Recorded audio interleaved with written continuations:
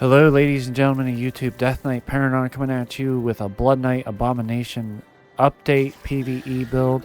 It's the same as the previous Abomination build with a slight change. There's one essence that's different. We're still using the same skills.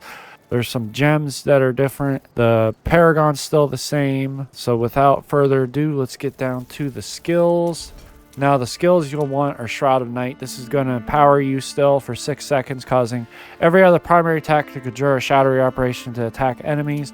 Mephitic Cloud is going to release a Scarlet Cloud for 7 seconds. Each time you apply a bleed to an enemy, you'll gain 12% increased movement speed, attack speed, and damage, stacking up to a maximum of 60%. We're still using Whirling Strike, going to empower you for 5 seconds, causing your primary attacks to launch an arc of blood to deal damage and apply a bleed. And then if it critically strikes, it's going to deal damage to nearby enemies. We're still using Abomination.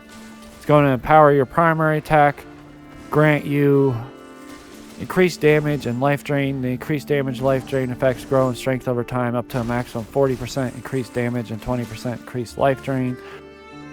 The longer you remain near an enemy, the more damage you'll do, and then it also has a 10% chance to trigger a Bloody Claw that deals additional damage. The Bloody Claw's chance to trigger increases as your remaining life decreases up to a maximum of 30%.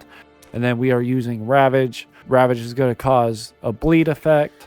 Now, some of the changes, the main essences you'll want for Abomination. For the shoulders, you want Tameless Revelry. For an offhand, you want Grimhound. For the pants, you want Crushed Pity. For another offhand, you'll want Rose Tool. Those are all for Abomination.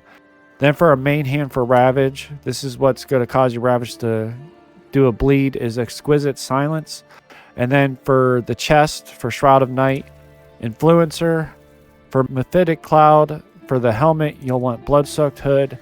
And then for the other main hand, you want Five Finger Spear. The Paragon is still the same. Bloodthirst, Superiority, Unseen Dynamism, Gifted, Fury. And then the legendary skill, Searing Flame. I do more damage with Searing Flame than I do with Overpowering Blow, but they are about the same. Searing Flame and Overpowering Blow give you about the same DPS. Searing Flame gives me a little bit more. The greens I'm using are 2-piece Restitution, 4-piece Vithus, and 2-piece Feasting Barons. The legendary gems, Blood-Soaked Jade, Gloom Cask, Mother's Lament, Roiling Consequence, Blood Flow, Haunt Coil, Leviathan Tome, and Hellbound Desire.